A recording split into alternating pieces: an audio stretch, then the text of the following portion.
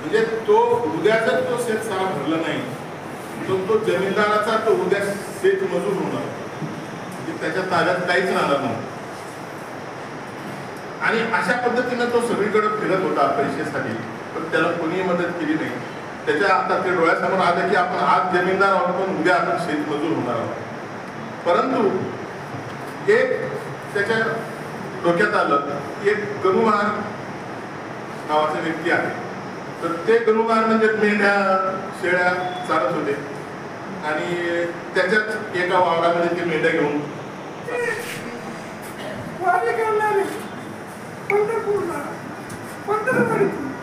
माझे आजोबा आषाढी आणि हे आम्ही माळकरी घरात आणि आम्ही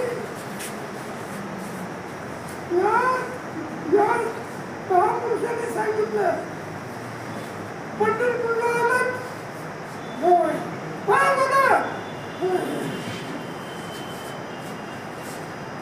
मागील तिथं स्नान झालं, पाप सगळं धुतलं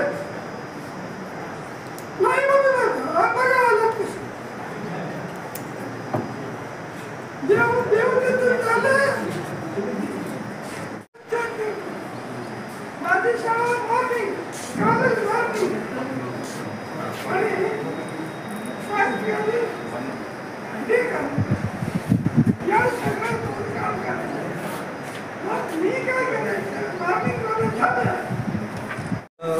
आमचे वडील तुकाराम नामदेव गायकवाड उर्फ ब्रह्मचारी अमृतसेन यांच्या 2 पुस्तकांचं अनावरण झालं, प्रकाशन झालं.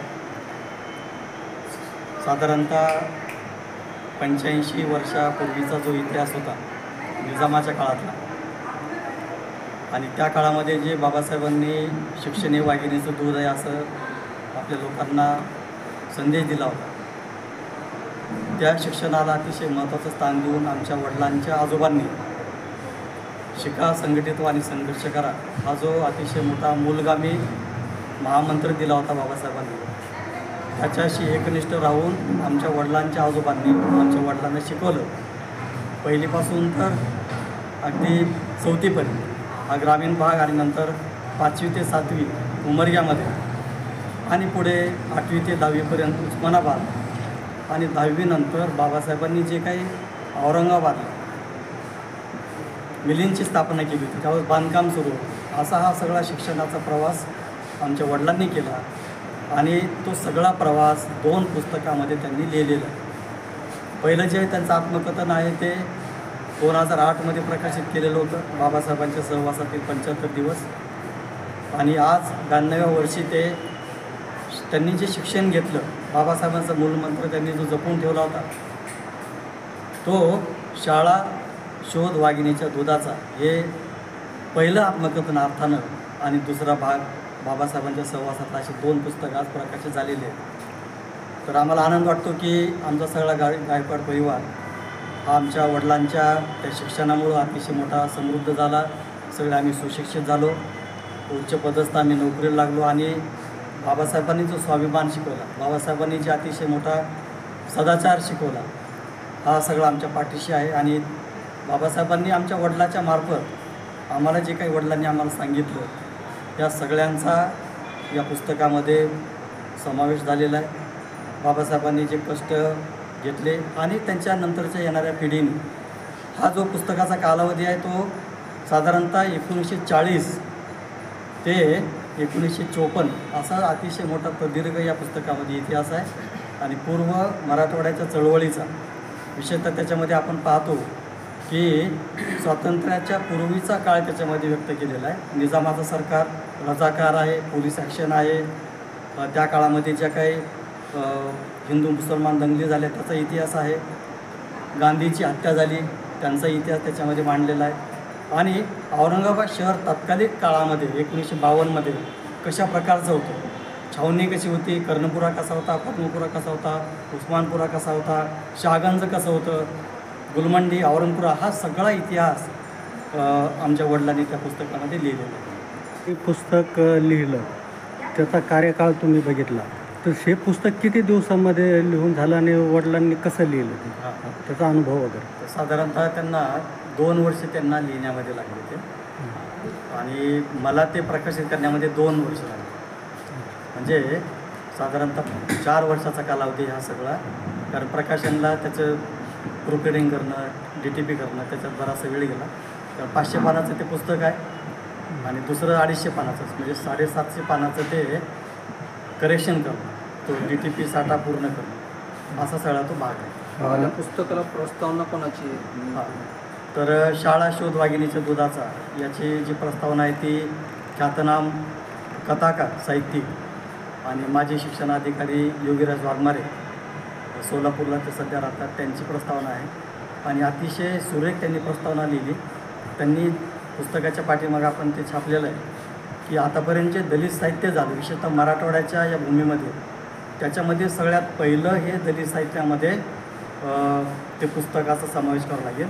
जरी ते अंतिम आलं शेवटी आलं तरी काळाच्या ओघामध्ये आणि वयाच्या भागामध्ये हे आत्मकथन पहिलं आहे असं त्यांनी नमूद केलं. सर किंमत किती असणार आहे आणि ते कुठं उपलब्ध कोणी होईल? केलं प्रकाशन संस्था आणि पत्ता सांगा. तर दुसरं पुस्तक जे आहे त्याची प्रस्तावना डॉक्टर सुरेश वाघमारे लातूरचे समाजशास्त्र विभाग प्रमुख राजर्षी शाहू महाराज विद्यालय तिथं ते त्यांची प्रस्तावना दुसऱ्या पुस्तकाला आहे आणि त्यांनी खूप चांगल्या पद्धतीनं त्याच्यात त्या प्रस्तावनेमध्ये नमूद केलेलं आहे. तर हे दोन्ही पुस्तकं धम्मक्रांती पब्लिकेशन, मी स्वतः धम्मचारी सूचिरत्न सुनील गायकवाड मी ते प्रकाशित केले, माझे वडीलच आहेत ते आणि ते पुस्तकं माझ्याकडे स्वतःकडे मिळतील, मी कुठेही वितरक नेमलेले नाहीत. तर शाळा या पुस्तकाचं जे त्याची किंमत आहे त्याचं मूल्य 400 रुपये आहे आणि बाबासाहेबांच्या सहवासातील 75 दिवस याची 250 रुपये किंमत आहे. तर दोन्हीची किंमत ते साधारणतः 650 होते, पण सवलतीच्या दरामध्ये आजचा दिवस आणि अजून काही दिवस साधारणतः 550मध्ये ते पुस्तकं मिळतील. पत्ता सांगा आणि मोबाईल नंबर. पत्ता माझा भीमनगर भावशिंगपुरा स्वाभिमान फोटो स्टुडिओजवळ औरंगाबाद संभाजी. मोबाईल नंबर सांगा. 94 21 37 55 85. चालेल, ओके, धन्यवाद.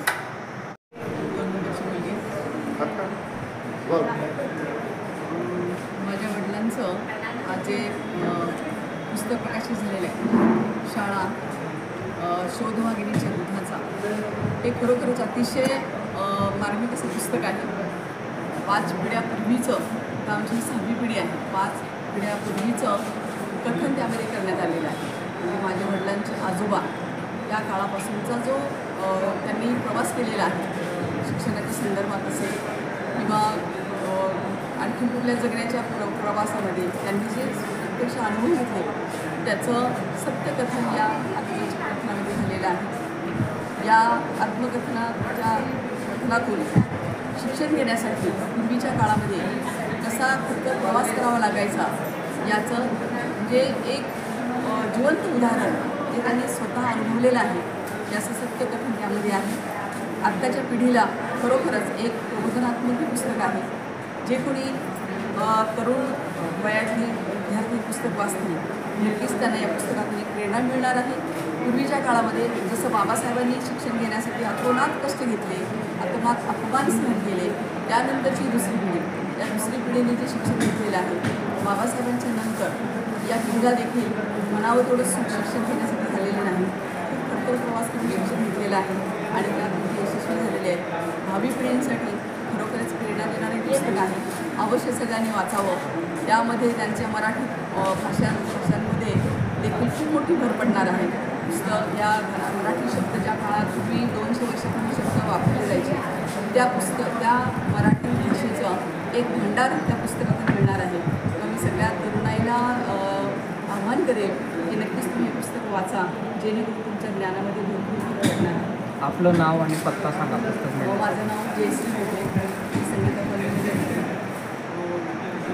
मराठी हायस्कूल हायस्कूल त्याच्यात रिटायर झालेली आहे 2022मध्ये. माझा फोन नंबर सांगते 9970744266. चालेल.